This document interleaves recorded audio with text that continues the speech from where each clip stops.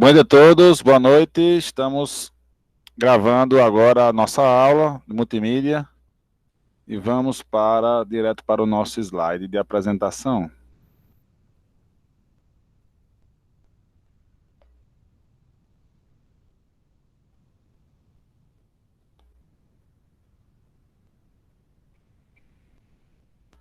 Beleza. Então, nós vimos a parte introdutória, vimos a parte de hardware, vimos a parte de software e hoje vamos ver um pouquinho sobre imagens, certo? Vamos começar a ver imagem, né, hoje. A imagem, ela é um dos títulos, certo? Nós vamos ver em separado cada um dos títulos multimídia. Vamos ver imagem, desenho, 3D, vídeo, animação. Então vamos ter aulas de cada um desses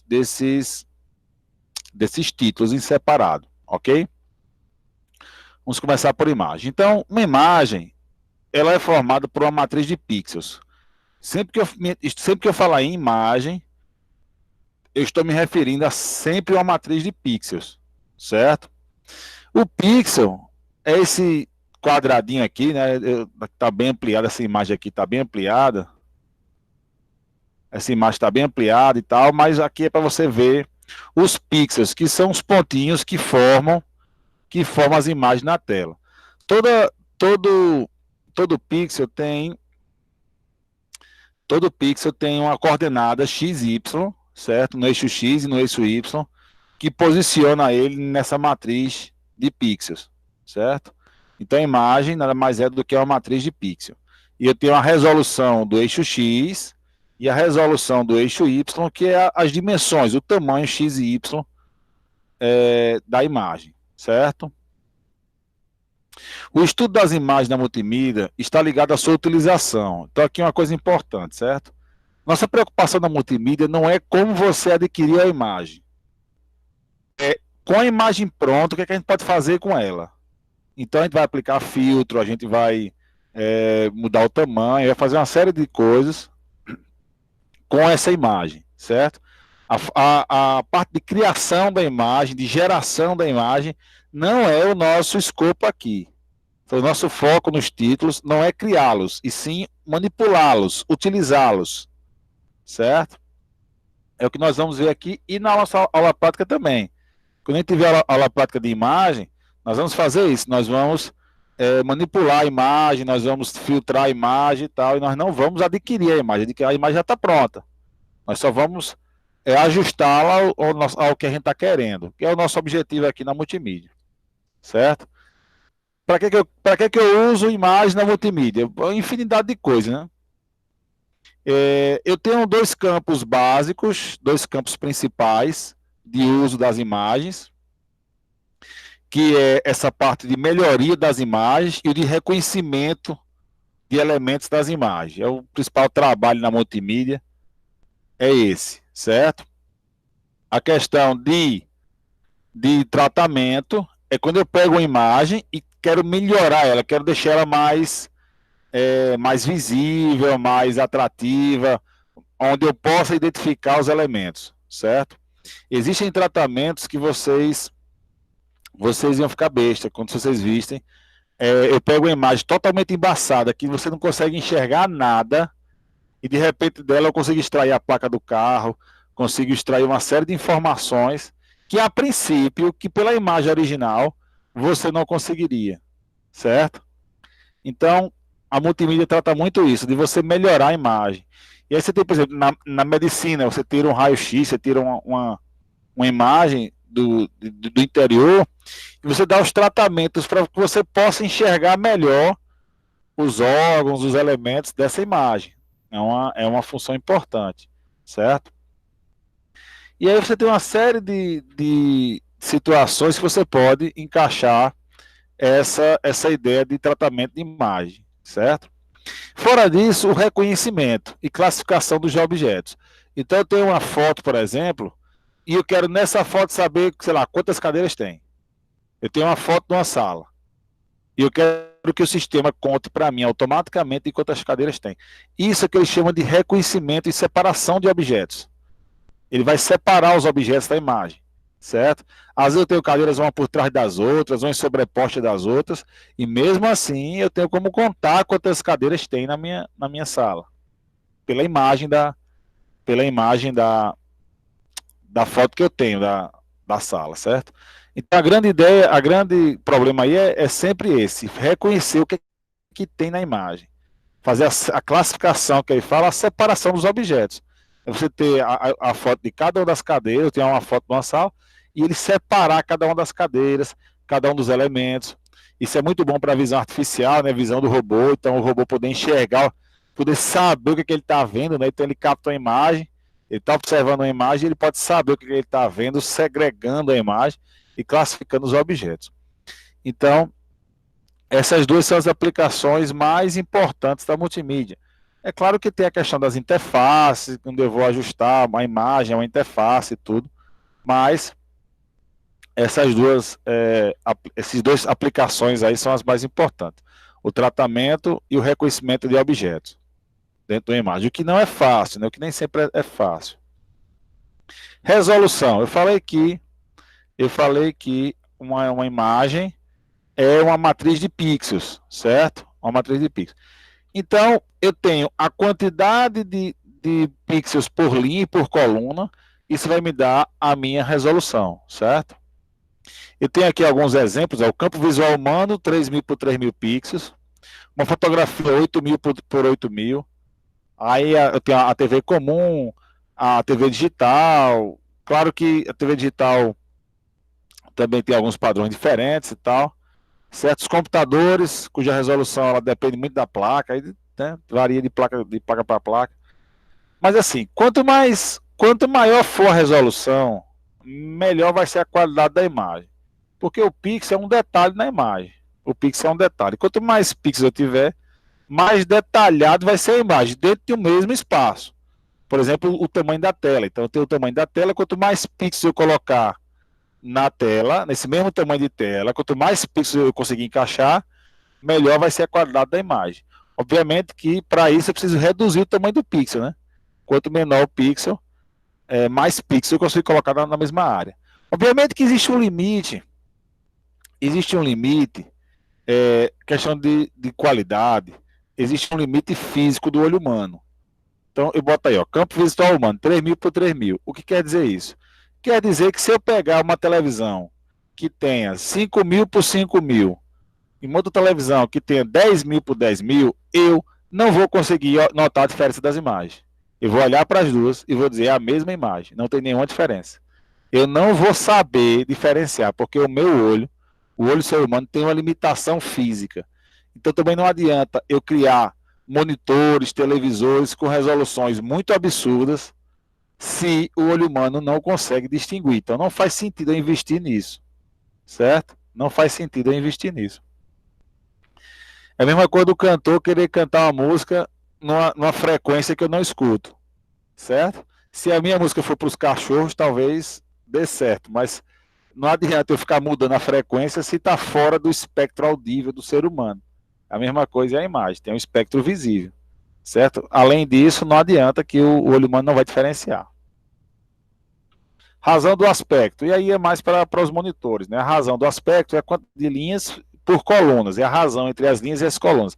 A quantidade de pixels entre as linhas e as colunas. Eu tenho os TVs convencionais, que era 4/3, certo? Eu tinha uma resolução, por exemplo, de 800 por 600, o que vai dar 4/3, né? Se você dividir aqui 800 por 600, né? Divide aqui, tira os zeros e tal, vai dar 4/3. É a razão do aspecto desses monitores, os monitores antigos, CRT, que é aqueles que têm o fundo grande e tal. As TVs convencionais, eu tenho a LCD widescreen, que é 16/9, a razão do espectro, né? Então, ela é mais comprida, ela é mais, o eixo X é maior em relação ao eixo Y, certo? E eu tenho aí algumas televisões digitais que a tela é aproximadamente 2, é quase 2 a razão. Não é 2, mas é próximo de 2 a razão do aspecto. Então, assim, isso aí, na verdade, é mais adaptação da tecnologia. Não precisava ser assim, podia ser um pouco diferente, podia ser mais, podia ser menos, podia ser uma razão diferente. Essa daí foi, na verdade, uma razão mais consensual. Era 4/3, mas viu-se que 16 nonos era melhor a qualidade e tal, aí foi mudando, foi migrando, e agora para quase 2, né, que aí fica quase um quadrado, vamos dizer assim. Se você olhar para o slide anterior, você vai ver aqui, ó, a HDTV é 2000 por 1100, né, a resolução dele. Então você vai ver que é quase 2, né? Porque 2000 dividido por 1000 seria 2. Bom, enfim. Aqui é algumas diferenças entre a TV digital e a TV analógica, certo? Só para a gente, a título de informativo, eu tenho aqui, ó, a resolução da imagem. A TV analógica, 480 por 525, a TV digital, linhas. Então a quantidade de linhas aqui é muito maior na TV digital. A razão do aspecto, nós vimos agora a diferença. A qualidade do som analógico e estéreo é som digital. Depende do canal, lógico, mas ele permite os 6 canais. Para fazer aquele esquema surround, né? Obviamente você tem que ter uma televisão que suporte o som surround, mas aí você consegue transmitir pela televisão surround sem nenhum problema, certo? A TV analógica não tem interatividade, a TV digital pode ter interação, certo? A acessibilidade analógica só linear, somente linear. Na TV digital é possível alguma interação, se os canais permitirem, é possível fazer interações com o usuário, no sentido de acessar elementos diferentes. O armazenamento de dados, a TV digital possui o armazenamento, certo? Informações, aplicativos e tal. A analógica não tem. Os canais dependem do transmissor, a TV digital, então posso ter uma infinidade de canais aí. E a transmissão analógica é sempre pelo ar, em forma de ondas, sempre. Uma TV digital pode variar de acordo com a necessidade. Geralmente a gente tem aquele conversor digital, né, conversor embutido e tal, que converte a onda no sinal digital, mas ele pode também ser via cabo, via qualquer outra coisa, certo? Como a TV por assinatura que você compra, você tem que instalar o cabo mesmo, porque ela vem por satélite, tem ondas e tal, mas a transmissão também é via cabo. Cores. Cada pixel tem uma cor associada a ele, certo? Cada pixel vai ter sua corzinha associada. Existe o aspecto visível do ser humano para o tamanho da cor.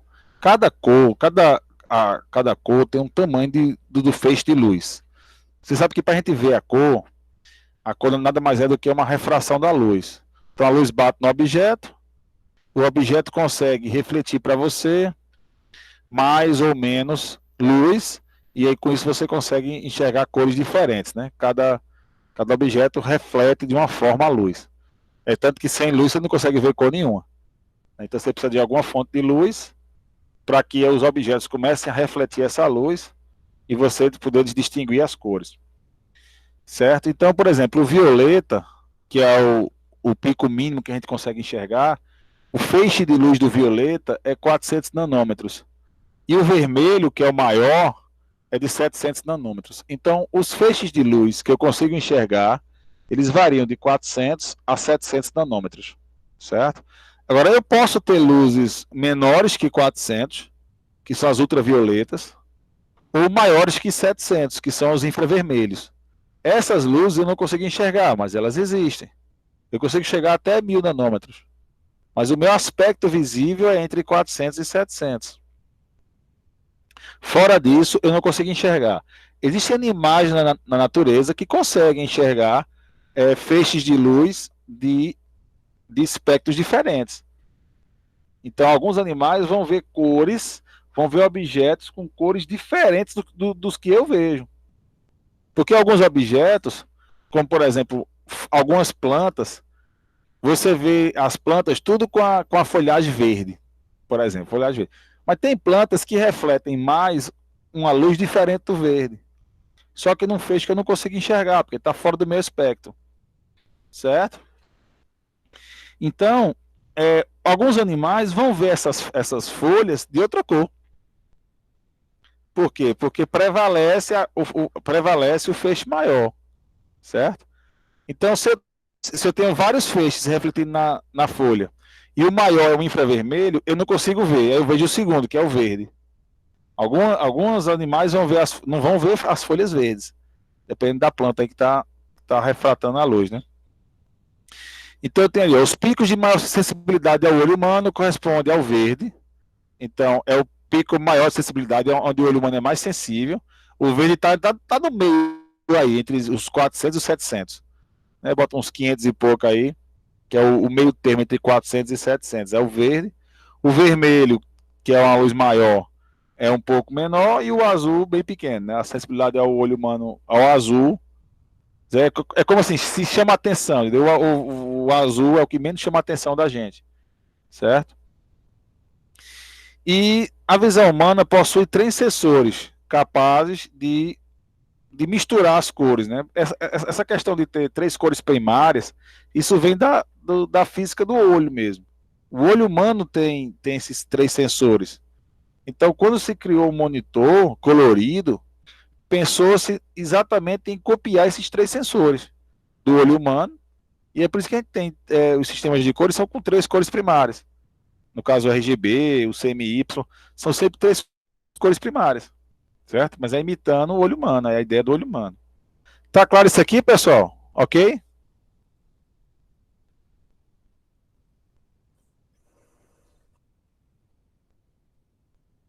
Beleza, beleza. Sim, professor.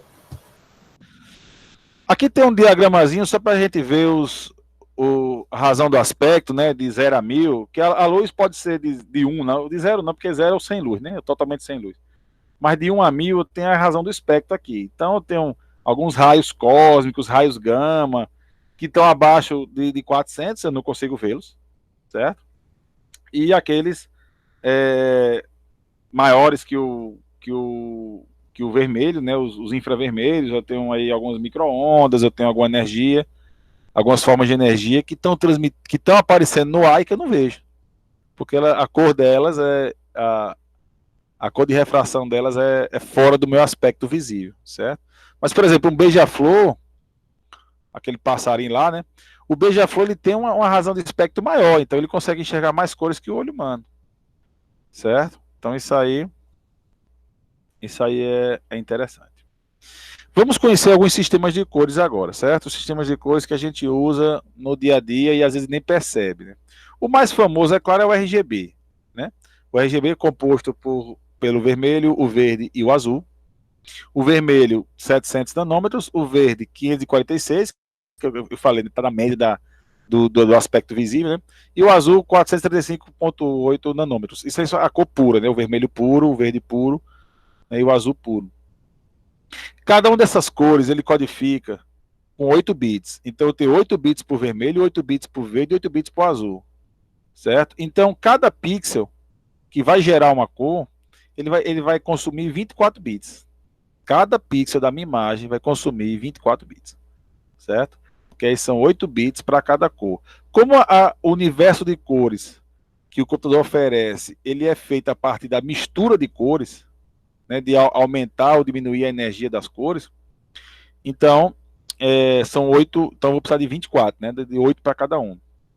Quanto mais bits eu tiver, mais tons daquela cor eu posso gerar, certo? Mais tons daquela cor eu posso gerar.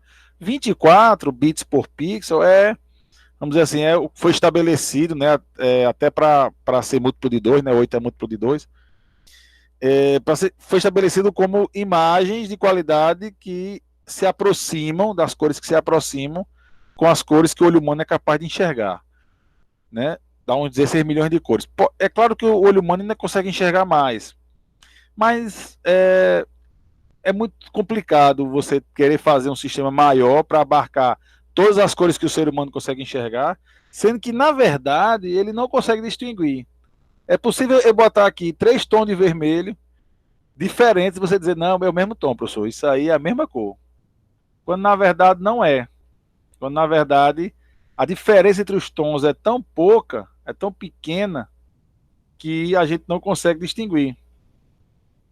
Então, assim, para eu também ter uma quantidade gigante de cores, muito maior de cores, e o olho humano não conseguir distingui-las, Então não faz sentido eu investir nisso, né? Não faz sentido eu investir nesse universo de cores aí. Então, por isso que é estabelecido somente esses 8 bits por pixel. Podia ser mais? Podia. Podia ser menos? Aí talvez menos prejudicasse a qualidade de algumas imagens. Tá claro isso, pessoal? Sim?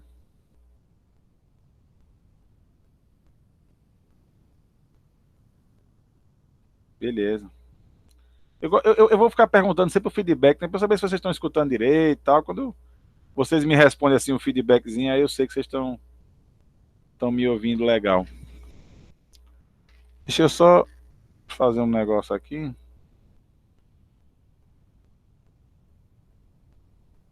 Deixa eu só mostrar aqui para vocês um negócio. Espera aí.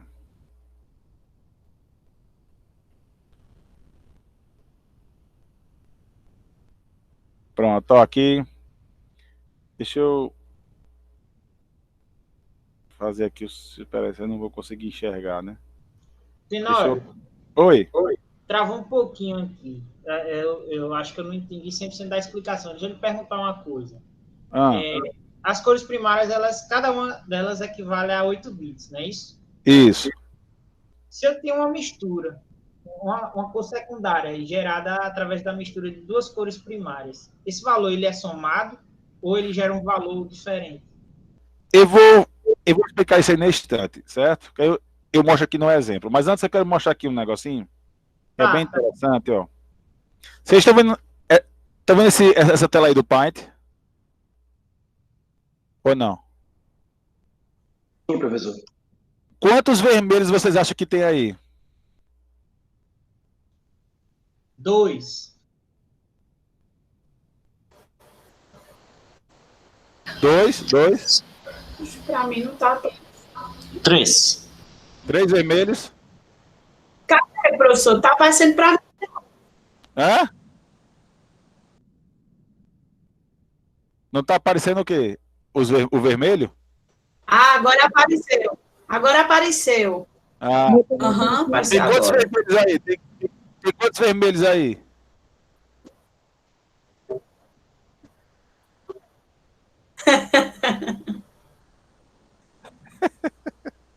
Rapaz, só Na tem verdade, um aí, não? Tem 3, ó. Tá vendo que ele diferencia? Oxi. Tem 3 vermelhos aí. Ó, quando eu vou pintar aqui, ó, ele só pinta um dos vermelhos, ó. Ele só pinta um dos vermelhos, que aqui são 3 vermelhos diferentes. É isso que eu queria mostrar para vocês, né? O tom de vermelho, Que de massa. verde, azul, eles são muito parecidos, ó. Eu botei aqui, ó, deixa eu capturar aqui, ó. Espera aí. Eu capturando esse primeiro vermelho aqui, ó, o primeiro vermelho, certo? Ele tem aqui, ó, o R 237, o verde 28 e o azul 36. O primeiro vermelho. Eu capturando o segundo vermelho, ele muda só o verde para 27, ó. Ele mantém o vermelho e o azul, mas o verde nele é 27, certo? E se eu capturar o outro vermelho, a alteração é só no verde, ó, 26 agora, tá vendo? Ó? 26. Então eu mudei o tom de verde. Na verdade, eu não mudei o vermelho. O vermelho é o mesmo. Eu mudei a quantidade de verde que tem nesse vermelho. É isso que dá a questão do RGB. Porque com 8 bits, eu tenho 255 de universo, de 0 a 255. Se eu botar 0 em tudinho, se eu chegar aqui e botar 0, vai dar preto, ó, 0, 0, 0. Aqui, ó, cor sólida, tá vendo aí, né? Deu preto. Então, se eu der OK aqui, for printar aqui, é o preto, certo? Na cor sólida. Então, eu posso botar 255, é o vermelho puro. Aqui é o vermelho puro. Você vê que o vermelho puro já é diferente dos vermelhos que eu estava usando, ó. Já dá para ver. Estão conseguindo ver a diferença agora do vermelho puro para os vermelhos que estavam aí? Sim. Pronto. Então, o que acontece? Esse vermelho... Sim. Beleza. Esse vermelho aqui, deixa eu marcar aqui, ó. Esse vermelho que está aqui, ó, que eu estou fazendo uma carinha nele, ele tem um pouco de verde e um pouco de azul nele. quanto que ele tem de verde e de azul? Aí eu vou capturar aqui a cor e ele vai me dizer aqui, ó, eu tenho 26 de verde. Lembre-se, o verde, o azul e o vermelho variam de 0 a 255. Então, nesse vermelho aqui do canto, eu vou ter 26 de verde, 36 de azul e somente 237 de vermelho. Podia ter mais vermelho? Podia. Podia ter até 255 de vermelho. Esse do meio, ele é o vermelho puro. 255, o máximo de vermelho, e 0 de verde e 0 de azul. Tá respondido isso aí, meu amigo Cássio?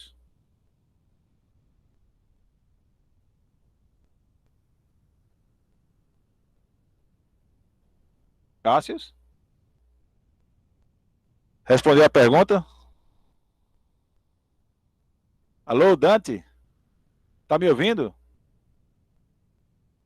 Vocês estão me ouvindo, gente? Ou é só ele que não tá me ouvindo ou tá todo mundo me ouvindo? Só ele que não tá lhe ouvindo, professor. Tá normal aqui também. Eu tô ouvindo. Tá ouvindo também. Mas acho que é só o Dante, então, que não tá ouvindo. Porque ele perguntou aí a dúvida, né? Mas é exatamente isso, né? Os tons, quanto mais azul eu botar nessa cor, então, por exemplo, eu vou botar mais azul aqui. Então, botar aqui azul, tá 150 de azul. Com 150 de azul, o vermelho já fica rosa. Já tá ficando rosa. Tá mais próximo do rosa. O que é o rosa? O rosa é a mistura do vermelho com o azul. Certo? Se eu quiser o rosa puro, aí eu vou misturar aqui o vermelho 255, o verde 0 e o azul 255. Pronto, aqui eu tenho o rosa puro. Vou dar aqui, ó. Agora eu tenho o rosa puro. Certo? E o rosa é a mistura do vermelho puro com o verde, com o azul puro, aliás. O azul puro. Misturou os dois, deu o rosa puro. Então, assim, com a mistura das cores, eu tenho. Com a soma das cores. Eu estou somando. Eu estou somando o verde. O verde não, perdão. Eu estou somando o vermelho com o azul. Aí deu meu rosa puro. Tá claro isso aí, pessoal? Tá clara essa explicação? Tá sim, professor. Beleza. Vamos voltar aqui para o slide. Vamos voltar para o slide. Então, eu somo para gerar o meu universo de cores. Vamos voltar lá para o slide.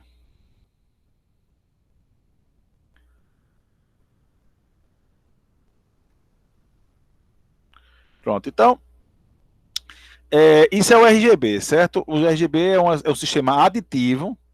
Ele chama de aditivo porque é uma soma de cores. Então, ele soma uma parte, um tom de vermelho com um tom de azul com um tom de verde para gerar todo o universo de cores somados, certo? Aqui tem uma imagem que representa um pouco essa mistura de cores, certo? Eu tenho aqui as cores primárias, o verde, o vermelho e o azul, eixo X, Y, Z, certo? E aí, por exemplo, se eu misturar o verde com o azul, nos seus tons puros, vai dar o ciano. Se eu misturar o verde com o vermelho, nos seus tons puros, vai dar o amarelo puro. E aqui o rosa puro, que é o magenta, né? O magenta é um nome diferente para rosa. Certo? E se eu misturar tudo, 255, 255, 255, vai dar o branco. Se eu tirar tudo, 000, vai dar o preto. Certo? Então esse cubo aí é um cubo que me dá todo o universo de cores. Cada ponto desse cubo aí vai ser uma cor. Certo?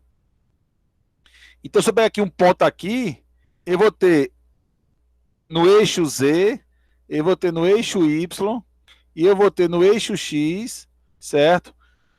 O quanto que eu tenho de cada cor para formar a cor que está nesse ponto aí do cubo. Exatamente nesse ponto do cubo. Certo? O RGB é o único, eu já falei que não era, né? Mas muita gente não sabe, muita gente desconhece e tal. O RGB...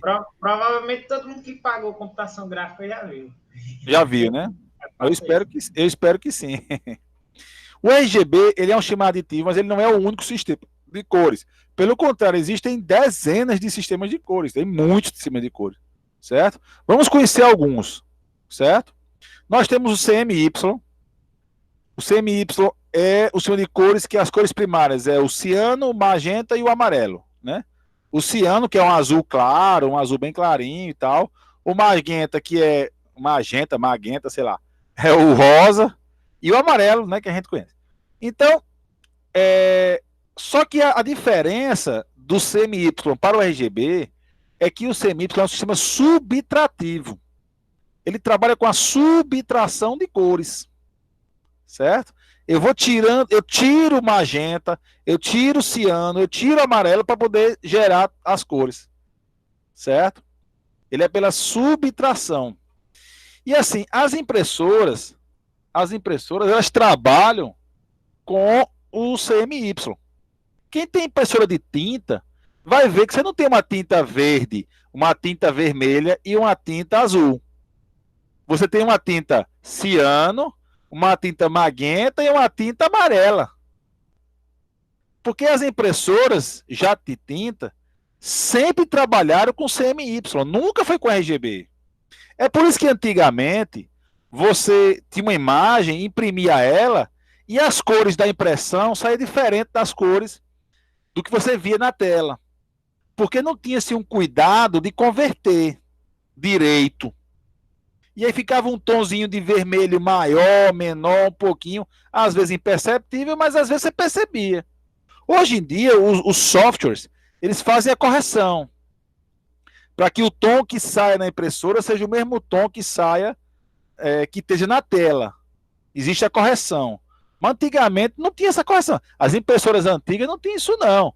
E aí você imprimia, saía com um tonzinho a mais, um vermelhinho a mais, um verdinho diferente, um pouquinho diferente e tal. Certo? Acontecia muito isso aí. Então, por que a impressora usa o CMY e o monitor usa RGB? Por que não padronizar esse negócio? Porque é questão da qualidade. É mais qualidade para impressão em papel usar o CMY. É mais qualidade para visualizar em monitores o RGB. Questão de qualidade, questão de praticidade, questão de programação. Certo? E aí, na hora de eu tirar da tela e jogar no papel, eu tenho que fazer a conversão de cores, certo? Nem sempre é tão direto. Eu tenho que fazer tem que fazer legal essa conversão para não ficar um tom diferente do que a gente está vendo na tela quando a gente imprimir.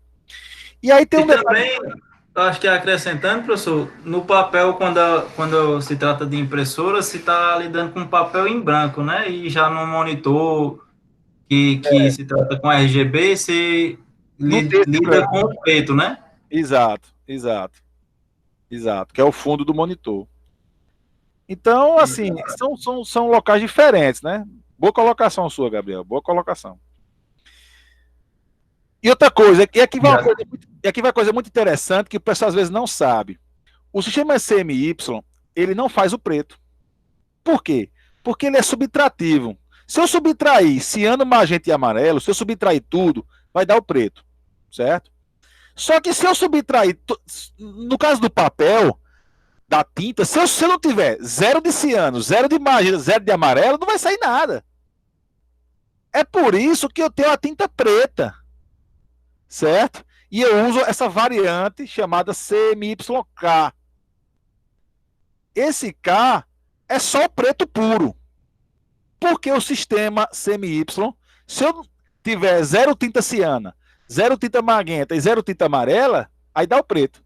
Mas se eu tiver 000, como é que vai sair alguma coisa na impressora? Não vai sair tinta de nada. Então, a tinta preta não é porque a gente usa... não, a gente tem tinta preta porque é separado, porque a gente usa muito preto. Não é porque a gente usa muito preto. É porque o CMY não faz o preto com tinta. Porque o preto é a ausência de cores, é a falta de cores. É não ter cor nenhuma.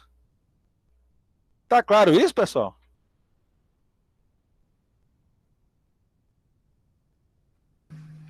Sim? Beleza. Tá sim, professor. Ok, beleza. Então, a gente tem essa variante CMYK, que é a adição da tinta preta, para que eu possa fazer o preto na impressora. E aí, claro, pelo fato de a gente usar mais, é que o reservatório de tinta preta, ele é maior do que o dos outros, certo? Mas não precisa ser maior, ele é maior porque a gente usa mais e tal, questão de economia, não sei o quê, mas na verdade ele existe por causa do CMY. E aqui está a questão das cores, da mistura de cores, né? Enquanto o RGB, você somando tudo dá o branco, ele é um sistema aditivo, né? Já o CMY, você subtraindo tudo, que ele é um sistema subtrativo, vai dar o preto, certo? Então aqui é só para você visualizar na tela. Um outro sistema de cores, eu tenho o HSI, certo? Matiz, saturação, intensidade. O HSI não tem cor primária, ele não trabalha com cores primárias, certo? Ele trabalha com elementos da energia da cor, elementos da mistura da cor, certo? E não com a cor em si. Então, assim, ele para que existe esse? Por que eu não uso só o RGB e o CMY? Porque para a questão da visão robótica, para a questão de capturar imagens, fazer segmentação de imagens, certo? Num olho artificial, no olho de um robô, é melhor, é mais prático, é mais fácil. Em vez de eu ter as cores, eu ter os elementos da cor, que é a matiz, que é o comprimento de onda, é o tamanho da onda da cor, a saturação, que é a pureza da cor, e a intensidade, que é o brilho. Então, matiz é o comprimento de onda, é o comprimento do feixe de luz, aliás, do feixe de luz, certo? Lembrando que o feixe de luz visível ao olho humano varia de 400 a 700 nanômetros, né, o tamanho do feixe de luz. Então, matiz é o tamanho do feixe de luz, a saturação é a pureza, o quanto de mistura que eu tenho entre as cores, e a intensidade é o brilho, né, cores mais vibrantes, cores mais opacas, certo? Ele é usado bem em sistemas de visão artificial, visão de robôs e tal, para o robô captar a imagem e fazer a segmentação que eu estava falando no começo da aula. Uma variante desse HSI é trocar a intensidade pelo valor, certo? E esse valor vai expressar o tom da cor. Então existe aí uma medição para o tom da cor. Se eu vou parar de novo aqui a apresentação para voltar lá para o Paint. Eu gosto demais do Paint. Eu penso um negócio legal. Todo mundo tá vendo o Paint aí já? Não, tá sim. Então, assim, se eu voltar aqui na edição de cores, ó, eu tenho aqui o vermelho, o verde e o azul aqui no cantinho, que eu posso mudar aqui, né? Eu boto aqui verde, 255. E aqui do lado eu tenho, ó, matiz, saturação e luminância. Certo? Aqui, ó, vou mudar aqui, ó, matiz, tá 160. Vou mudar para 120. Estão vendo aí, né? Então eu tenho a matiz, a saturação e a luminância. Isso aqui é o RGB, é o HSI, certo? Que eu posso manipular aqui, posso mexer nas cores e alterar esse valor do HSI sem nenhum problema. Só percebam aqui, ó, que o tamanho do HSI é o mesmo tamanho do RGB em relação ao universo de cores. Então, o universo de cores que um consegue atingir é o mesmo que o outro consegue atingir. Certo? Eu queria mostrar isso aí. Vamos voltar lá para o nosso slide.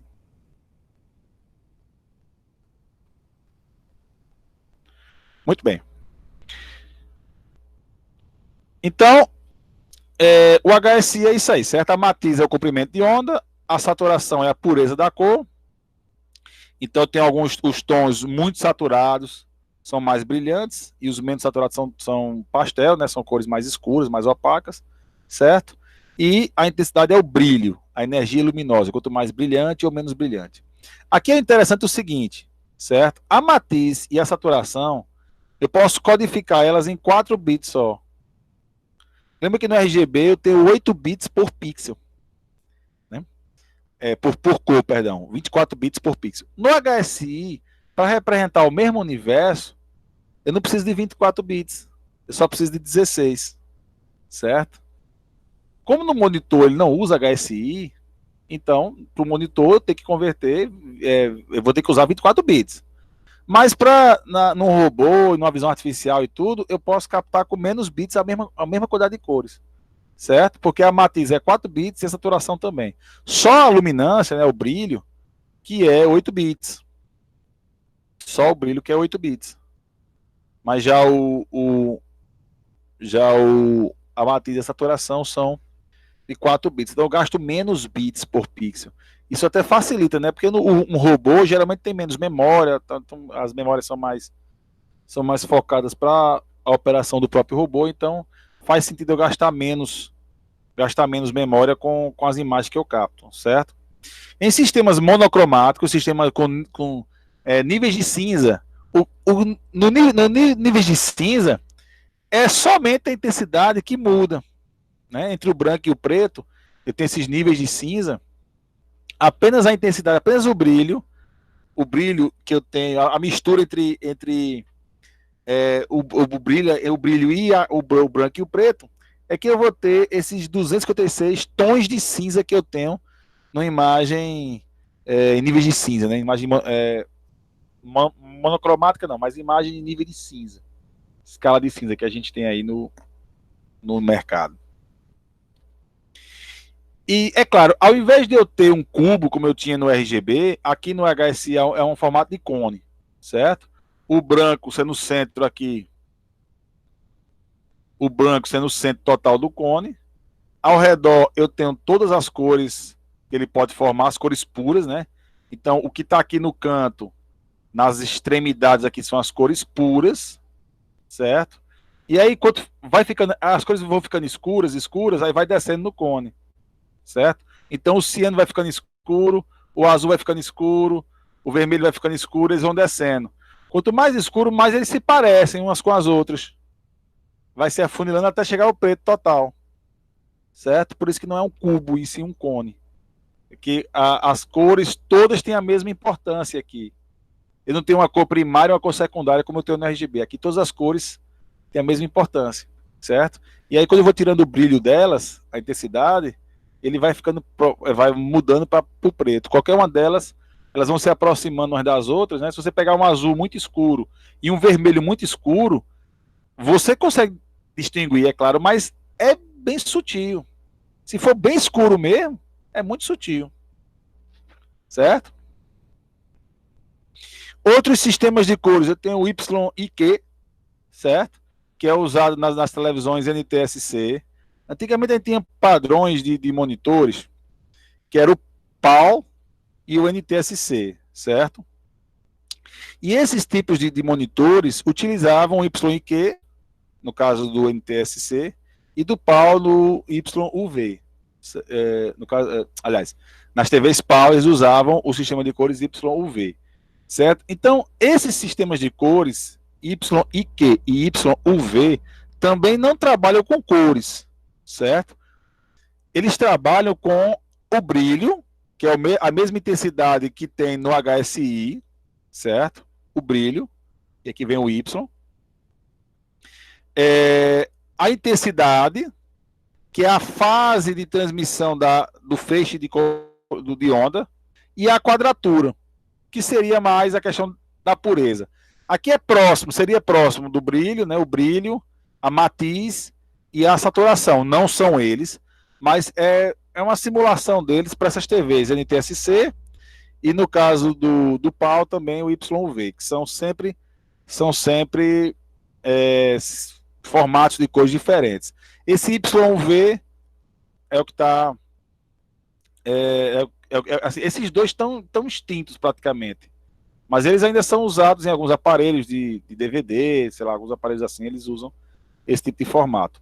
O YCB-CR, muitas vezes você pega o seu cabo de vídeo componente com o RGB, um vermelhinho, outro azulzinho, outro verdinho e tal, mas na verdade ele está usando o YCB-CR. O YCB-CR ele tem duas cores primárias, que é o vermelho e o azul, mas em vez de usar o verde como cor primária, ele usa o brilho, a luminância, certo? Então eu tenho sistemas que têm duas cores e usam um componente. Então isso aí eu posso variar, né? Eu posso variar só de cores, como o RGB, só de componentes, como o HSI, ou misturando ter sistemas de cores mistos, né? Que usa tanto tanto componentes como cores, que é o caso do YCBCR. Certo? Outro sistema de cores é o CIELAB, sistema subtrativo como o CMY, certo? Para que é usado isso aqui? Para tintas, certo? Muito para tintas. Então você compra um galão de tinta azul, certo? Aquela tinta normalmente é feita no CIELAB. Tem uma loja até aqui na Integração, aqui em Petrolina, na Integração, que você pode fazer a sua tinta. Você diz o tom que você quer e tal, e você vê que o sistema de cores, o aplicativo está usando o CIELAB para mandar para a máquina que gera, que faz a mistura das tintas para gerar o tom que você quer. Então você pode botar qualquer tom, você pode inventar um tom qualquer, que lá você pode comprar o galão do seu tom inventado. Certo? E aí o sistema, o aplicativo usa o CIELAB para quando mandar para a máquina que mistura as tintas, mandar já no formato correto, certo? Ele usa a luminância, o canal de luminância e duas cores, né? Que são os canais de crominância que eles chamam. Então eu tenho um componente, que é a luminância, e duas cores, assim como o YCBCR. Mas nesse caso, a minha cor principal é o magenta. A cor principal do CIELAB é o magenta. Como assim? O RGB eu tenho o branco, que é a soma total de cores, ou o CMY, que é o preto, a subtração total de cores. Aqui eu tenho o rosa, o magenta, como a minha cor, que quando eu junto tudo, eu fico com magenta.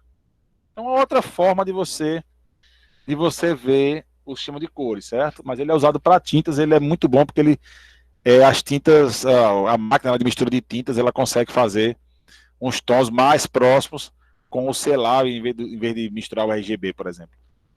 Certo? É mais eficiente para eles. Então aí depende da aplicação. Cada sistema de cor desse tem uma aplicação específica, certo? Que é a aplicação mais indicada para aquela finalidade. Então, monitores, impressoras, fabricação de tintas, visão artificial, cada um dessas aplicações usa um sistema de cor diferente, um sistema de cor mais adaptado, mais fácil, mais barato, ou melhor adaptado àquela realidade. Certo? Aqui, ó, eu acho que eu tinha essa imagem, mas eu tirei. Enquanto que no RGB é um cubo, e lá no HSI é um cone, aqui é uma ferradura. É um formato de ferradura com o magenta no centro. Certo? No centro da base da ferradura. Eu tinha essa imagem aqui e tirei, não sei porquê. Vamos lá, gama do sistema de cores. O que é a gama do sistema de cores? Quando a gente fala em gama, são as cores que ele pode gerar. Por exemplo, eu tenho um RGB, certo? Eu tenho um RGB. Então eu tenho 255 tons de vermelho, 255 tons de verde e mais 255 tons de azul, certo? Eu tenho esses tons aí. Então aqui embaixo, você pode ver aqui o cálculo, eu tenho, são 8 bits, né? O bit é 0 e 1, então 2 elevado a 8, elevado ao cubo, porque são 3 cores. Menos as 3 primárias, eu tenho um total de 16 milhões e 700 e poucos mil cores. Então, o gama, o poder do meu sistema de cores, o universo do meu sistema de cores, o quantas cores ele é capaz de gerar. O gama é isso, quantas cores ele é capaz de gerar, certo? O gama dos monitores, ó, ele fala aqui, ó, o gama dos monitores profissionais é maior do que da televisão, certo? De acordo com o sistema de cores usado. A fotografia é maior do que o dos monitores. Fotografia que usa o CMY, né? E os monitores é maior do que várias técnicas de impressão. Certo? No caso da impressora jato de tinta, da impressora laser. Então aqui é só o sistema de cores, as cores que a gente consegue atingir. Certo? Tá claro isso aqui, pessoal? Tá claro? Sim. Muito bem. Aqui tem a formulazinha, por exemplo, eu converter de HSI para RGB. Olha que legal. Eu tenho aqui RG e B, que são os bits, né? De vermelho, de verde e de azul. Eu faço aqui a minha média harmônica deles, para tirar um Rzão, um vermelhão, um verdão e um azulzão. E botando nessas formulazinhas aqui, ó, o H, que é a matiz, certo? A saturação e a luminância, certo? A luminância e a saturação são fáceis, né? São cálculos bem simples. Ou a matiz que dá um pouco mais de trabalho, mas também não é nada demais, não. Certo? Mas essa fórmula é a forma que o algoritmo de conversão usa para converter de HSI para RGB e vice-versa. Certo? Então eu consigo, com esse cálculo, gerar o valor que a gente via lá no Python, que é a telazinha do Python, né? Então tem aqui o RGB, o HSI, aqui o RGB, e essa conversão aqui que eu vejo claramente no aplicativo, ele está fazendo esses cálculos aqui para ter uma conversão que eu possa ver o tom correto. Certo, pessoal? Ok? Sim? Ok, professor. Beleza. Ok, professor. Massa. Então, deixa eu ver aqui. Ponto. Codificação de cores.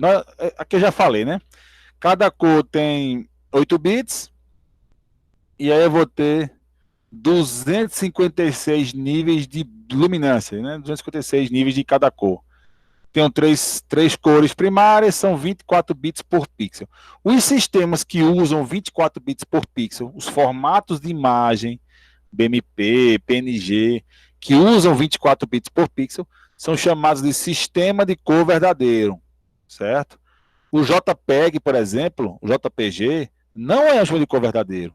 Ele não usa 24 bits por pixel, ele usa algumas formas de redução de cores para que eu tenha as cores, para que eu tenha as imagens, as fotos, né, de um tamanho reduzido, certo?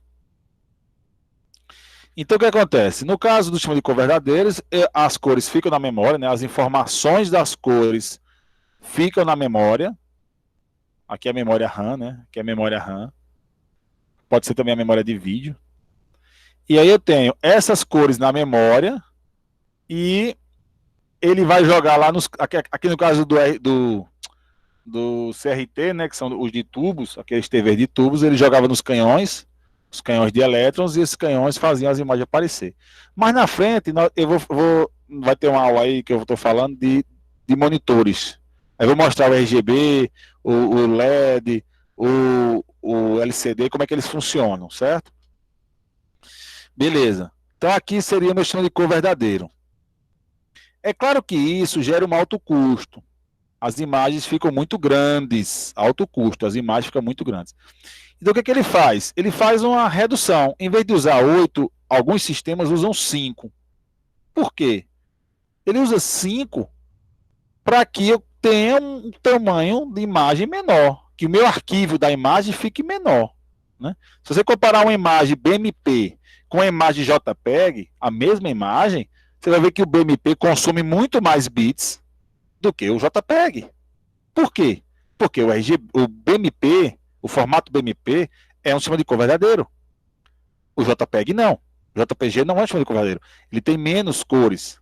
Ele consegue expressar menos cores. E quando eu falo 5 bits por cor, a princípio você pode pensar, é 5 para o vermelho, 5 para o verde e 5 para o azul. Não. Ele não faz assim, não, porque por causa da questão dos tons. Ele geralmente dá menos para o azul. Então, por exemplo, como o verde é mais sensível ao olho humano, então eu posso, sei lá, dar 6 para o verde ou 7 para o verde, posso dar 7 para o... ou 6 para o vermelho, 7 para o verde e 2 para o azul só, certo? Que no final dê 15, certo? No final a soma vai dar 15. Só que em vez de eu distribuir uniformemente, eu dou menos para o azul, por quê? Porque o olho humano, como eu já falei lá no começo da aula, é menos sensível aos tons de azul. Então, quando eu mostrei lá os tons de vermelho, que vocês não souberam, muitos não souberam dizer exatamente quantos vermelhos tinham, eram 3 vermelhos, mas vocês não diferenciavam. Se fosse azul, eu botaria uns 20 azuis e ninguém ia diferenciar. Porque o azul é mais difícil para o olho humano diferenciar os tons de azul. Os tons de vermelho é até mais fácil. O tom de verde é mais fácil ainda diferenciar. O tom de azul não. Então, como o olho humano não enxerga muito azul, então eu boto mais pixels para o verde, que o olho humano enxerga mais, e menos para o azul, e vou ter uma quantidade de cores legal que o olho humano é capaz de enxergar. Certo? Tá claro isso aí, pessoal? Sim, professor. Pronto. Então, assim, eu vou parar agora esse slide. Na próxima aula eu continuo falando de codificação de cores. Nós vamos ver algumas técnicas para reduzir. Como é que eu chego nesse número 5 bits por cor? Como é que eu posso reduzir o tamanho da minha imagem? Então, tem algumas técnicas que nós vamos ver na próxima aula, certo? Mas agora, eu quero falar sobre o trabalho, ok? Eu vou parar aqui a apresentação.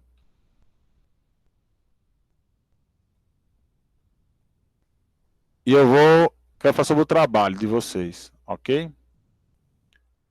Deixa eu... Explicação do projeto. Esse projeto aqui, pensei muito nele, final de semana aí. Eu quero passar logo, para que vocês já vão fazendo, entendeu? Já montem as equipes e já vão fazendo. E aí adianta, porque não é um trabalho que faz, né, senta e faz rapidinho, não. Vamos lá.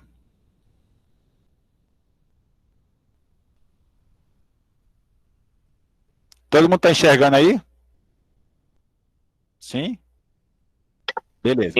Sim. Perfeito. Sim. Então, vou falar agora sobre o trabalho. Na próxima aula, eu continuo falando sobre o sistema de cores. Vamos ver técnicas para reduzir o tamanho da imagem. Ok? Beleza. Fala do trabalho agora. Trabalho. Então, primeira coisa. Esse material aqui, esse slide, eu vou mandar para vocês, vai ser o guia de vocês, certo? Qualquer dúvida, antes de me perguntar, antes de pensar alguma coisa, lê o material. Eu tentei deixar o material o mais completo possível. É claro que sempre vai ter alguma coisinha que não vai estar aqui, e você me pergunta. Mas, geralmente, muitas das perguntas de vocês vai estar aqui nesse projeto, nesse PowerPoint aqui que eu vou mandar para vocês depois. Não está no site ainda. O que está no site lá é do semestre anterior, não é desse semestre agora, certo? Esse trabalho, além dos requisitos que ele vai ter, eu posso dar premiações, eu posso dar pontuações extras, certo? Para quem fizer um trabalho muito bom, certo? Você pode tirar 10, você pode tirar 9 e tal, cumprir todos os requisitos, tirar 9, e alguém que não tenha cumprido todos os requisitos talvez até tire 10. Porque às vezes ele não cumpriu um requisito, mas os outros ele fez de maneira exemplar, vamos dizer assim. E eu premiei ele com pontos. Então a pontuação às vezes tem essa flexibilidade que eu posso dar mais pontos. Mas se for um trabalho muito bom, até posso dar ponto na prova também. Certo? Aí tem que ser um trabalho muito bom. Ok? Então, qual vai ser a correção do projeto? Eu quero que ele esteja funcionando, né? As suas funcionalidades que eu vou pedir, e, é claro, o emprego da multimídia, né? A interface, o visual, tal, se está legal, se está dentro dos padrões, a questão de cores, questão de diagramação e tal, certo? Então,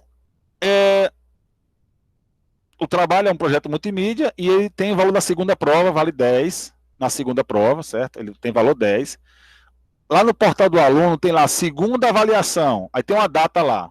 Aquela data é a data para a apresentação, a data máxima para apresentar o trabalho. Data máxima.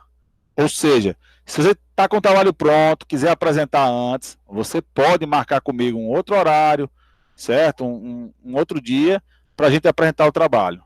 Ou até no horário da aula mesmo, no horário da aula, numa aula, porque a gente vai ter algumas aulas para eu acompanhar os trabalhos, então a gente pode marcar uma apresentação. Sempre melhor, é claro, no horário da aula. Certo? Vocês podem marcar antes. Se tiver pronto, tal, vocês vão me mostrando o trabalho e tal, para a gente ver, certo? Toda a equipe tem que apresentar, então todos os membros da equipe têm que apresentar o trabalho, certo? Cada um fala um pouquinho e tal. Você vai fazer um PowerPoint para apresentação, né, um PPT. Você tem que fazer uma apresentação do PowerPoint, certo? Com os dados do relatório. Então vai ter um relatório, o PowerPoint e o projeto funcionando, certo? Aqui fala de atraso, mas eu acho que ninguém vai se atrasar, não, né? Não é possível que vocês vão se atrasar. Ali é aquela data de segunda avaliação do portal do aluno, é a data máxima. Data final para apresentação, certo? Quem quiser apresentar antes, está presente, mas depois, aí já perdeu, certo? Equipe máximo 4 pessoas, certo? 4 pessoas. Se chegar uma equipe com 5 pessoas, é 0. Eu fiz o trabalho todinho, professor. Tem 5, tem, é 0. Certo? Então, isso aqui eu não vou nem discutir. É 4. Então, pode com 6. Pode fazer com 30. É bom que eu dou 0 a todo mundo. Certo? Olha o que está no slide, ó. Caso exista uma equipe com mais de 4 pessoas, todos ganharão 0. Todos os 5, os 6, os 20, os 30 ganharão 0. Tá vendo que tá no slide aí, não tá? Então, se tiver equipe com 6, com 7, pode ter à vontade. Pode ter equipe com 10, não tem problema. Agora, se vocês apresentam e ganham 0. São 4 e Deus. Aí, Deus pode ajudar sempre. Certo? Deus pode ajudar sempre. Espero que ele ajude muito vocês. Tomara, Tenório, vai precisar. Certo? Outra coisa, ó, escolha a equipe com cautela. Professor, fulano não está fazendo nada. Bom, aí é problema de vocês. Tire o fulano da equipe. Professor, eu estou excluindo aqui fulano que ele não está fazendo nada. Tudo bem. Você pode excluir fulano, pode incluir fulano, né? Até 4 pessoas. Mas não pode ficar me reclamando que fulano não está fazendo nada. A culpa é sua que escolheu o fulano para sua equipe. Certo? Eu não quero, essas reclamações aí não me pertencem. Então, se você quiser excluir alguém da equipe por qualquer motivo, você não precisa nem me justificar. Só diga, Tenório, fulano está fora da minha equipe, viu? Tira aí o nome dele. Beleza. Porque eu quero que na próxima aula, sexta-feira, vocês já me deem o nome das equipes. Né? Vocês têm 5 dias aí, né? 4 dias para vocês me formarem as equipes e mandar para mim os nomes. Eu pego na próxima aula, certo? Então escolha com cautela. É no máximo 4. Professor, eu queria fazer sozinho. Pode? Claro que pode. De 1, de 2, de 3 até 4. O que não pode é passar de 4.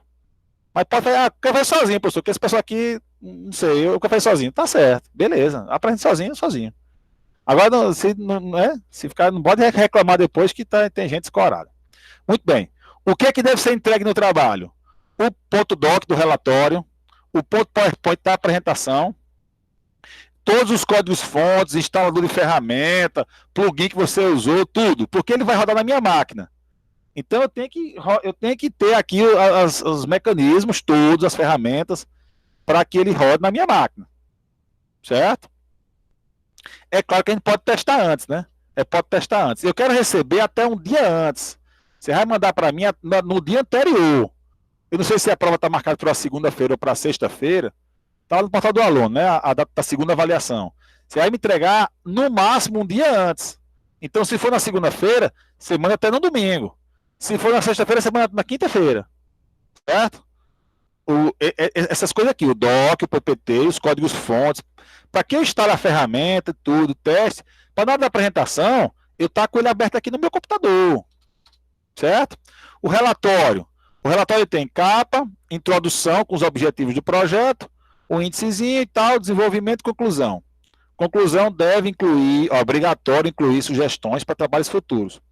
E a bibliografia. Na bibliografia, você deve colocar onde você tirou as imagens. Lembre-se, só pode usar coisa livre, coisa gratuita.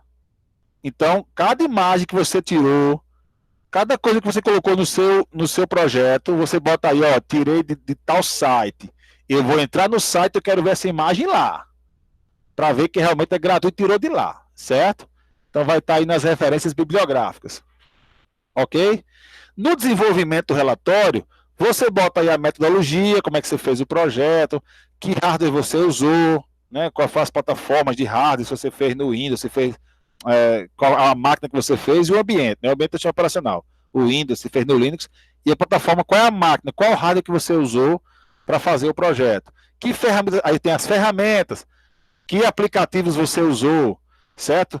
Isso inclui todos. Não só o que você usou para construir o site, vai ser um site, né? Não só o que você usou para construir o site, como também o que você usou para editar imagem, para editar alguma coisa que você tenha feito. Qualquer coisa que você tenha usado, bota no relatório, eu usei tal coisa. Arquitetura, se você usou alguma coisa, usou o PHP, com servidor alguma coisa lá, bota o que você está usando lá, qual banco de dados você está usando. Os recursos de hardware para execução, certo?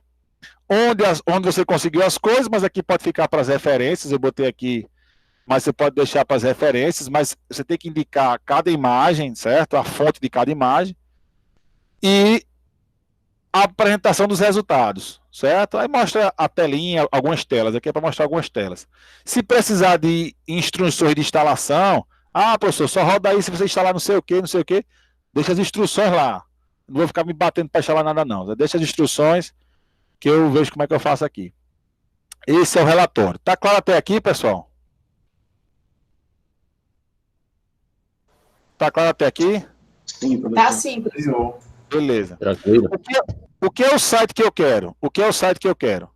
Ele vai criar um site para cadastramento e exibição dos dados, né, cadastrados, de card games. Card games, jogos de cartas, certo? E a exibição vai ser no formato de uma tabela. Então você vai ter um cadastro lá para cadastrar os dados. Cadastrei, dou o play, ele mostra a tabela. Certo? Então, cadastro, inserir, retirar, alterar e gerar a tabela. A visualização dos dados é em formato de tabela. Certo? Quais são os dados que eu preciso? Eu preciso o tipo do jogo, certo? O tipo do jogo. Se é um card game de estratégia, se é um card game, sei lá, como vixe Maria, ou um baralho normal, ou como Uno, sei lá, é o tipo Uno, certo? Então é um jogo tipo Uno. Então eu boto aí o tipo do jogo, o nome do jogo, o nome da carta. Isso aí é tudo string, certo? São tipos string que você vai ter lá na sua base. Vai usar a base de dados, é claro, né? Usa uma base de dados, pode fazer em qualquer linguagem, pode fazer em PHP, em JavaScript, em qualquer script aí da vida. Não tem nenhuma limitação para o uso de ferramenta. Qualquer coisa, certo? Qualquer coisa. Pronto, aí eu vou ter o modo do jogo.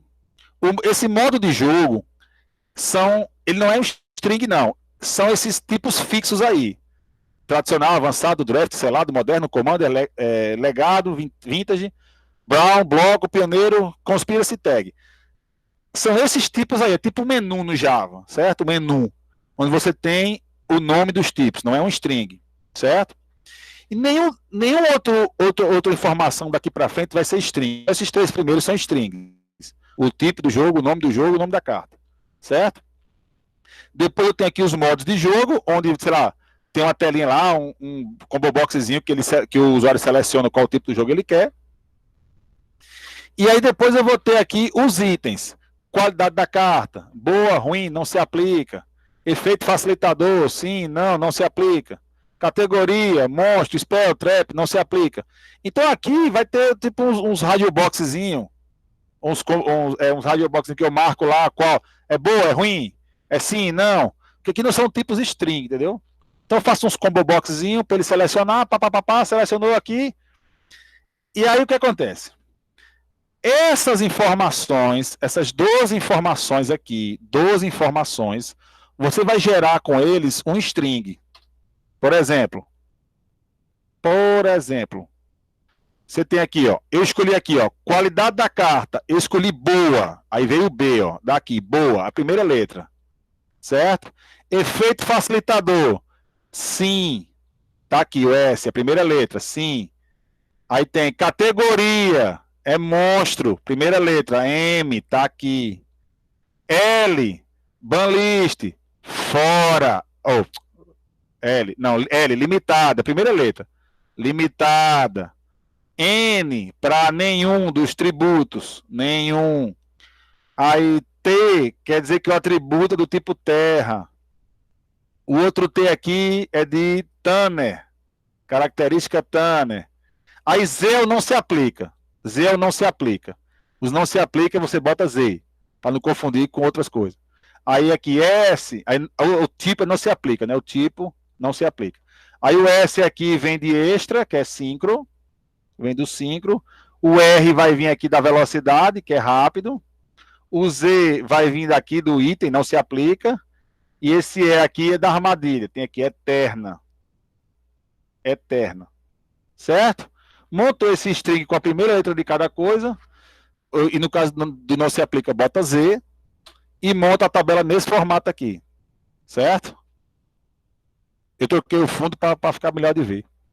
Então eu tenho aqui o tipo do jogo, aparece aqui o nome do tipo do jogo, aparece ó, nome do jogo, nome da carta. Aí para o esquema tradicional, aí eu tenho aqui ó, o meu string de 12.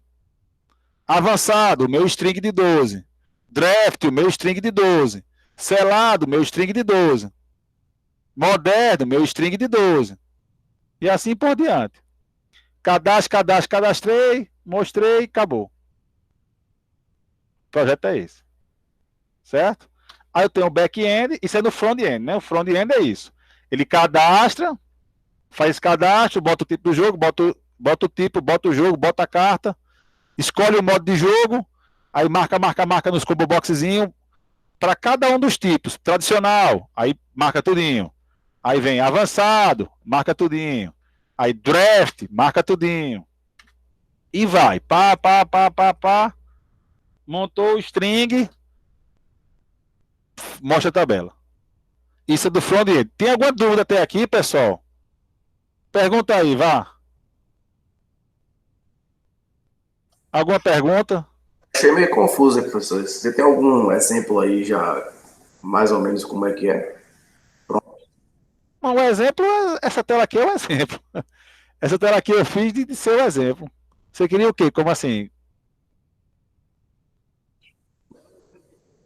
E desse negócio aí, 100% não, o que é que realmente vai... Para que serve esse site aí? Eu tô meio perdido aí, não entendi muito. Não, você entendeu o que é que tem que fazer? É um cadastro, é um site de cadastro. Certo. É um site de cadastro. Que na verdade, assim, os dados que vão ser cadastrados, tanto faz. Certo? Eu montei essa ideia aqui do card game só para ter um norte, certo? Para você fazer o card game, na verdade. Você vai fazer assim. Mas é só para os usuários cadastrarem as cartas dele, os jogos dele e tal. Certo? Não tem assim um objetivo, vai ser para uma loja. Não. É só para ele ter um cadastro das coisas dele. Um usuário tem um cadastro das coisas dele. Certo? Você entendeu como é que eu estou querendo a base de dados? São 3 strings, só cadastrado. Como assim só cadastrado? Usuário não. Usuário não precisa ser cadastrado, não. Se for usuário, perguntar aí no chat. Se for usuário, não precisa ser cadastrado, não. Certo? O usuário entra no site, preenche os dados e vai ver a tabela. Ele quer ver a tabela. O usuário, ele quer ver a tabela. Então ele vai cadastrar, play na tabela aí, pluf, viu a tabela. Só isso. O que ele quer é isso.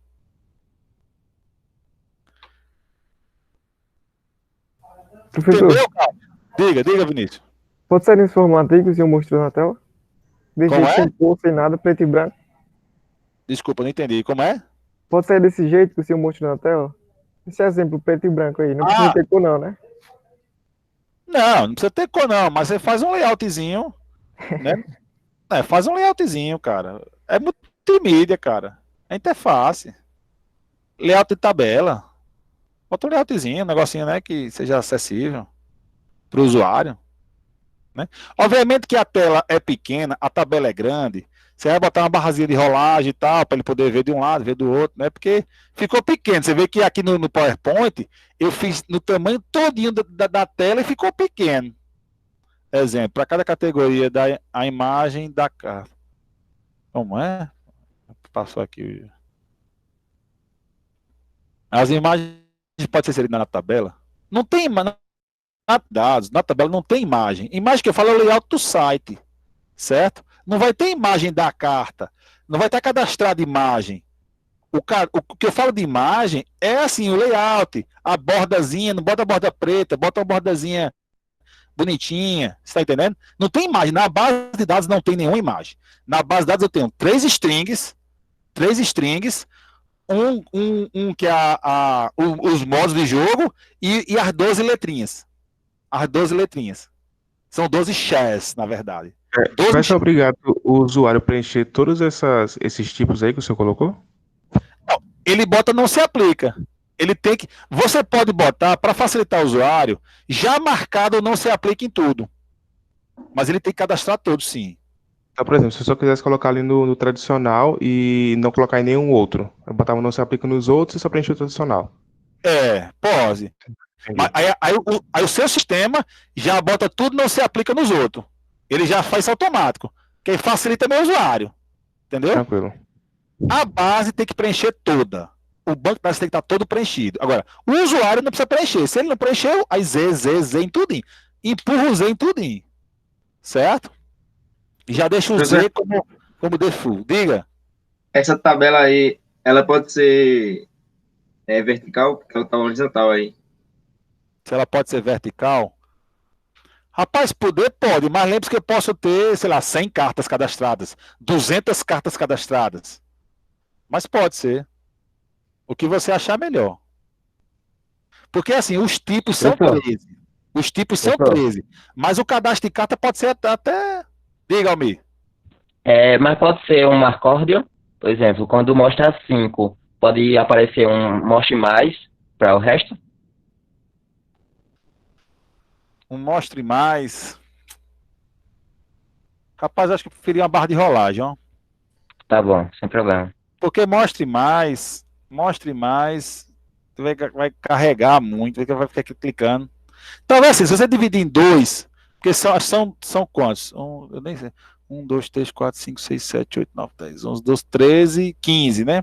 São 15 colunas. Talvez se você dividir uma com 8, uma com 7. Mas aí o que acontece é o seguinte, tudo bem, você pode botar o mostrar mais, certo? Você pode botar o mostrar mais, mas aí nesse caso, as duas primeiras colunas têm que aparecer em todos os mostrar mais. Então, sei lá, se você bota aqui, por exemplo, deixa eu apagar aqui, ó. Então você tem, no primeiro mostra mais, na primeira tela, você mostraria, por exemplo, até aqui. Certo? Então tinha tradicional, avançado, draft, selado. Aí mostra mais. Quando eu mostrar mais, ele ia aparecer nome do jogo, nome da carta e, sei lá, esse conjunto aqui. Moderno, Commander, Legado, Vintage, Brown. E aí no outro mostra mais, nome do jogo, nome da carta e esses outros 4 aqui do final. Eu acho que assim pode. Porque esses dois primeiros aí, eles são fixos. O usuário tem que ver o nome da carta e o nome do jogo. Certo? Mas pode ter o mostra mais. Agora, assim, a princípio eu prefiro a barra de rolagem, certo? Mas se você achar melhor o mostra mais, tudo bem. Mas as duas colunas iniciais têm que ser fixas. Tá claro? Beleza? Perfeito. Mais perguntas? Pro front-end, que tem o back-end ainda. Sai o front-end aí. Professor, como o usuário pode cadastrar mais de uma carta? Aí, se esses dados seriam salvos no local storage também? Seriam salvos, como é a história? Os dados da tabela. Tipo, se ele sair e voltar, os dados que ele... Não, fica na base. Se ele sair e voltar de novo, os dados estão lá. Certo. Fica na base. Você pode até fazer, tipo... No começo do site, bota uma senha lá. Se ele botar uma senha genérica lá, ele entra, vê os dados dele, sei lá. Aí fica a seu critério. Certo? A princípio, não vamos me preocupar com isso, não. Professor. Oi, diga, Vinícius. Então, na primeira unidade vai ser uma prova e na segunda unidade vai ser esse trabalho aí. O trabalho pode também dar pontos para a prova. Se o seu trabalho ficar muito bom, eu posso dar pontos para a prova. Na primeira unidade, né? O novo modo de jogo? Não, são 13. Pergunta ali de Diogo no chat. São 13. 13 modos. Nada de aumentar os modos. São 13 fixos. Fixos assim, né? São 13. Não são fixos, mas são 13. Eu vou explicar o back-end ainda. Tá claro, Diogo? Tá claro, Vinícius? Sim. Beleza. Então vamos lá. O back-end. O que é o back-end? No back-end, eu posso mudar os títulos. Então, em vez de tipo do jogo, eu posso mudar. Ah, não quero mais botar o tipo, quero botar agora o jogo de carta da farinha. Então, eu mudo o tipo. Então, aqui, ó, esse nome que vai aparecer aqui, tipo de jogo, no back-end, aí o back-end, né, o cadastro do back-end. Eu posso mudar isso aqui. Tipo de jogo, não quero mais tipo de jogo, quero agora tipo de jogo de carta da minha casa. Então eu vou trocar esse título aqui. Não quero mais nome do jogo, não quero mais nome de jogo, quero o nome da partida do jogo que eu vou jogar. Sei lá, vou mudar isso aqui. Isso é editável. E o nome deles também, em vez de tradicional, tradicional não, eu quero Nutella. Eu quero botar aqui Nutella. Raiz e Nutella. Em vez de botar tradicional e avançado, eu quero mudar para raiz e Nutella. Tá entendendo? Então eu posso mudar esses nomes no meu back-end, né? Eu posso mudar esses nomes, tanto os nomes como os tipos. Sei lá, aqui tem a qualidade da carta. Boa, ruim, não se aplica. Não quero mais qualidade da carta, não. Quero botar assim. Quero botar aqui carta legal. Aí eu boto aqui lixo, porcaria e não se aplica. O lixo, porcaria, muito ruim e não se aplica. O não se aplica é sempre Z. É por isso que eu botei o não se aplica sempre uma letra estática. Porque você vai sempre pegar a primeira letra dessa string aqui. E essa string pode mudar. No back-end eu posso mudar tudo isso aqui. Não gostei de categoria, não. Vou botar aqui tipo categórico. Para monstros do mal, magia. Não, esse spell é inglês. Eu gosto de inglês, não. Vou botar magia. E em vez de trap, vou botar armadilha. É o que eu quero em português. Você tá entendendo? Então eu posso mudar essas coisas aqui. Inclusive mudar a quantidade. Não. Fora, limitada, semi proibida. Não, eu não quero semi, não. Tira o semi, pronto. Fora, limitada, proibida. Não se aplica. Não se aplica, não tem como o usuário tirar. Sempre vai ter o não se aplica. Não se aplica é padrão. Mas os outros elementos todos eu posso mudar. E eu posso definir aqui até 4. Aliás, até 1, 2, 3, 4, 5, 6. Até 6, eu acho. Para o usuário escolher aqui. Certo? Então, eu posso mudar esses nomes. No back-end eu só faço isso. Mudar esses nomes. Tudo aí que estão nos meus itens. O nome, eu posso mudar esses 3 elementos aqui. Eu posso mudar o nome dos modos. Agora, são 13 modos de jogo. Esse eu não mudo, não. São 13 modos. Agora eu posso chamar de Nutella, de raiz, do que eu quiser. Mudar esses nomes aqui. Tem nome em inglês, eu quero botar tudo em português. Eu quero botar tudo em inglês, quero botar outra coisa. Mas são 13 modos de jogo. Isso aí não muda, não. Certo? Agora o nome vem do back-end. E aqui, ó, qualidade de carta. Não, tira a qualidade, bota outra coisa aí. Bota, sei lá, carta da vovó. Aí eu boto carta da vovó do par de pai, da vovó par de mãe, do par de pai, mãe, e sei lá, do vizinho. Então, estou dando alguns exemplos malucos aqui, mas só para você entender que tudo isso aqui é mudável, certo? Menos a quantidade de modos, é sempre 13, certo? Mas os nomes deles não, aí vem do back-end. Tá claro o back-end? Eu não preciso de uma interface gráfica muito bonita para o back-end não, certo? O back-end só para me permitir fazer isso, não precisa de uma interface gráfica bonita não. A tabela é que tem que vir bonito, o cadastrozinho para o usuário bonita, mas o back-end pode vir mais feinho mesmo, não tem problema não. Pode vir uma coisinha mais simples, certo? Para o back-end. Pergunta sobre o back-end? Ou sobre o front-end? Perguntas? Tem a necessidade de mudar, professor? Tem que ser mudado? Sim. Sim. Tá claro? Pronto. Então, aqui para finalizar, tem algumas regrinhas só, certo? O arquivo, né? Um site tem que chamar de index. Aqui é regra padrão, né? Chamar de index. Cuidado com os direitos autorais, já falei isso aqui. Pode ser publicado para apresentação, mas eu quero rodar em casa. Ah, vou instalar PHP, eu instalo aqui o PHP. Manda para minhas ferramentas que eu instalo aqui. Para eu poder rodar aqui em casa, certo? A disposição, aí tem o layout, é a seu critério, né? Eu quero um layout bonito no front-end. Então, fica a seu critério o layout. A equipe pode sugerir algum requisito a mais também. Alguém que precisa, achou que faltou alguma coisinha, quer botar uma coisinha a mais, pode botar, certo? Tem que usar a base de dados, né? Para o front-end e para o back-end, certo? Tem que rolar na minha máquina offline, já falei 10 vezes, deixei aqui em negrito, bem muito, para você ver, bem legal que tem que rodar offline na minha máquina, certo? E qualquer coisa, pessoal, você me pergunta aí, forme as equipes e boa sorte. Alguma pergunta, pessoal? Alguma pergunta, alguma dúvida?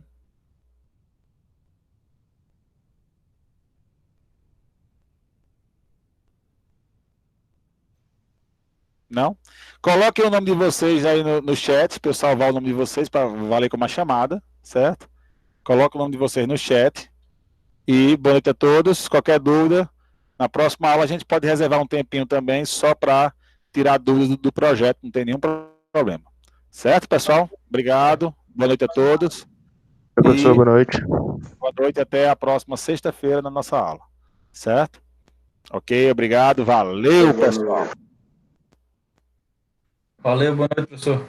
Boa noite. Termina de botar os nomes aí no Ok. chat.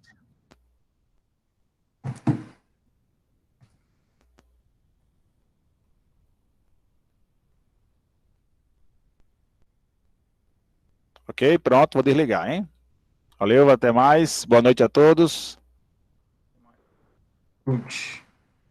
E até mais.